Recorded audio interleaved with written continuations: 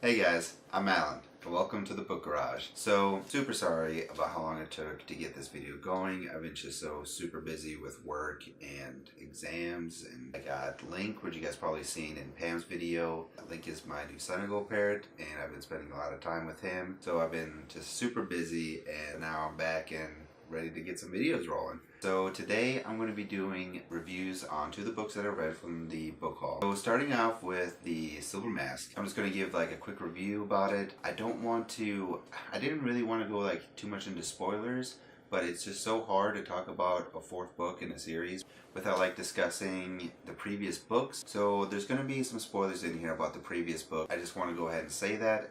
So if you guys haven't read the first three, please click away or fast forward to the next book, which will have much less spoilers, promise. So to dive right into the Silver Mask, Callum is actually in prison from the Magisterium. Everybody is trying to interrogate him. They're trying to figure out, is he Constantine? And everyone's like super terrified about what that could mean and how that could affect the Magisterium. Is he going to be the evil overlord that Constantine was? Or is he just Callum Hunt and there's nothing to worry about? It's just too big of a risk to take, so they threw him in prison. At this point, Cal hasn't seen any of his friends. He hasn't seen his dad. He hasn't spoken with anybody besides his interrogators. He's just kind of stuck there with nothing to do, just walls, really. I mean, he has nothing. So at this point, Tamara actually comes in and rescues him. She comes with Anastasia, who is the mother of Constantine, as you guys know, and with her devoured sister, who is a devoured fire elemental, comes and rescues Cal. But what they don't know is that Anastasia is actually in league with Master Joseph. As they escape, they're actually just thrown into another prison with Master Joseph and Alex. Alex is a former student of Master Rufus who then betrayed and stole the chaos magic from Aaron and killed him in the last books. So at this point, the rest of the book is pretty much about character development. They're stuck in this house with Master Joseph. He's treating them pretty well. He's definitely fixated on Cal, trying to get him everything that he wants, everything that he could need.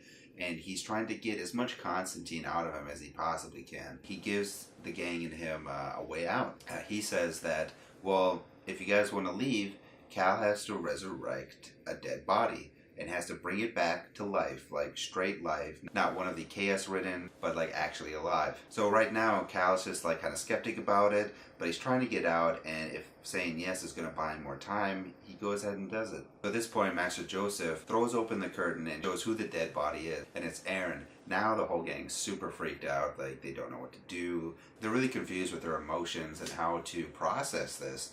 I mean, their friend just died, and now he's laying on a table dead, and Master Joseph expects Cal to resurrect him.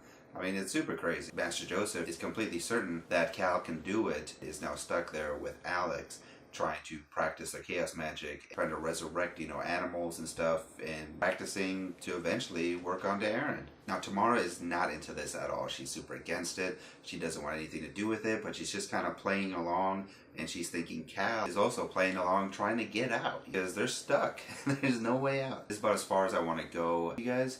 It's a fairly short book, so I don't want to reveal too much, and you guys aren't going to want to pick it up and read it, which I really think that you should if you read the first three books. My final thoughts are too much character development. I mean, it's a really short book.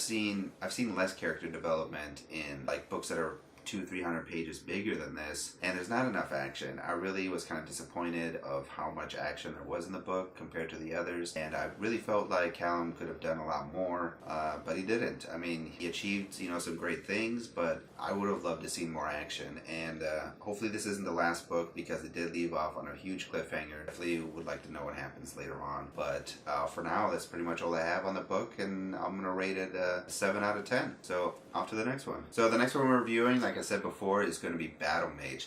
Now, I absolutely loved this book. It was a great finish to the series. I feel like they tied quite a few ends. It left a little bit to be desired. I'll go into that later, but I think this was just an absolute great book that takes place with Fletcher and the gang and his mom that he had just rescued. They're trapped in the ether with a horde of orcs looking for them. Like, everybody's out looking for them. And in order to survive in the ether, they had to eat these leaves. Now, they only have like a small amount of leaves left, and who knows what's going to happen. They're going to need to get more. I mean, because you can only survive so long. For the rest of the story, it's pretty much about Fletcher and the gang trying to get out of the ether. They're trying to come up with plans.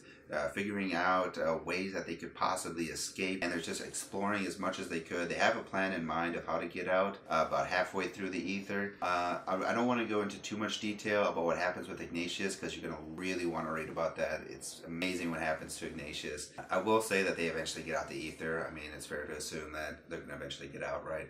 And at that point, the rest of the book is pretty much about Fletcher going back to Rayleighshire with the gang, rebuilding his hometown in order to defend against the orcs, since his hometown Rayleighshire is actually like on the border of the jungles, and they're pretty much the first defense of the orcs invading the kingdom. During this time, it's super cool. There's a lot of character development going on. You get to see more interactions between Fletcher and his dad Burden, which is really cool to see. I mean, he was kind of left out in the last book. You didn't really get to see him too much, but now it's like you get clear interactions.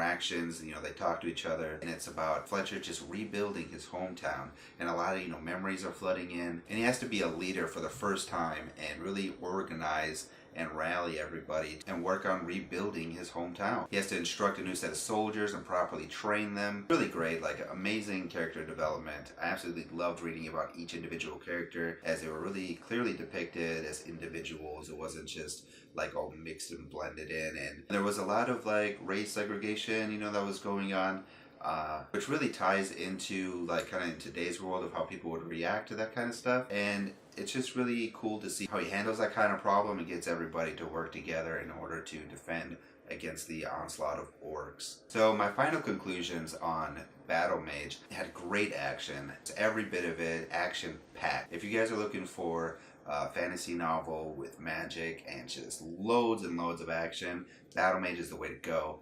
It had good character development. It's a good medium size. I mean, it's a good read. The only thing negative that I could say about it is that there wasn't enough. I mean, there was a good conclusion, and I felt somewhat satisfied with it, but I felt like there was a lot more to be told. And I really hope that Tehran revisits the subject in a fourth book. I think that would be great. I would love to see Ignatius go further and beyond of what he already is. So I don't want to leave you guys hanging with just 2 reviews and really nothing new to go by. So I went and picked up 2 other books that I had gotten earlier this week, and I thought I'd just include it just to kind of give you guys a heads up of currently looking at and what I have on the shelf, really. So first in line is going to be Truth Witch by Susan Dennard. Now this book follows Sophia, who lives in this world that has 3 different empires who are kind of warring against each other. And then there's like this separate faction of people who gain what they call a witch skill. It's kind of weird because they don't like gain their personal own magical skills. There's nothing really for them to, just if they're lucky, they're born with a certain witch skill. So in Sophia's case, she is born as a truth witch. As you guys may correctly assume, she can tell whether or not someone's lying, which would be super beneficial for any kingdom, empire, or whatever they want to call it, in order to win a war. I mean, like, no one could ever lie to them. For example, they could kidnap and interrogate an enemy soldier. They'd be able to interrogate him and know exactly whether or not he's telling the truth about certain information and whether or not he's lying about certain information. And this could be super crucial in any kind of war scenario. So she is definitely very valuable, and she is trying to hide her ability as much as she can. She meets up with a few other characters with different types of witch abilities. For the beginning, they're just kind of trying to hide themselves away from the rest of the world. I've been able to get too far into it, but I just really am interested to see what are they going to do as a group. How are they going to influence one tide over the other? Are they going to pick the empire that they were born in? Are they going to make their own neutral faction? Are they going to pick a different side altogether and say, well, I like these guys way better than my hometown. I think they should win. And maybe they'll just all like forward an alliance with that empire. Or maybe, like I said, they could go neutral and say, screw it, we're going to do our own thing and create a fourth empire. I mean, I don't know. The only way you can find out is by diving in, and I really hope you guys take a look, and maybe we'll get back on this later. The second book I want to talk about is The Last Magician by Lisa Maxwell. Now, this book follows Esta, who is a time-traveling mage living in 19th century New York. All the mages that enter Manhattan cannot leave Manhattan due to this magical barrier that is surrounding Manhattan called the Brink. Now, this is obviously a huge problem to all the mages that are trapped there because they're technically in some kind of prison. They can't get out. They have these strict rules that are being forced upon them. It's just not a way to go. Am I right? Now, Esta's mission as a time-traveling mage is to go back in time to prevent a certain book being destroyed, because that certain book could have the potential of destroying the brink and release all of the mages altogether. Now, I'm not sure why you would go back in time to prevent the destruction of some book when you could just prevent the brink having been made in the first place. I mean, duh. Am I right? I mean, Captain Hindsight. That's me. Captain Hindsight reporting for duty. But all jokes aside, I think this is super interesting. I definitely want to dive right into this. I'm all about time travel paradoxes and see what kind of butterfly effects can take place with any kind of time travel scenario. So it's super interesting to me, on top of magic being involved.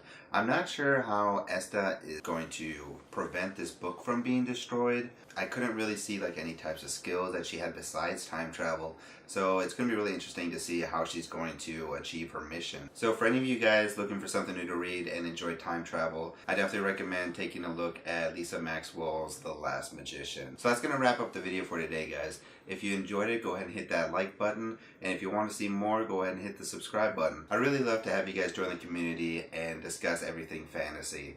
With that, you all have a good one. Laters.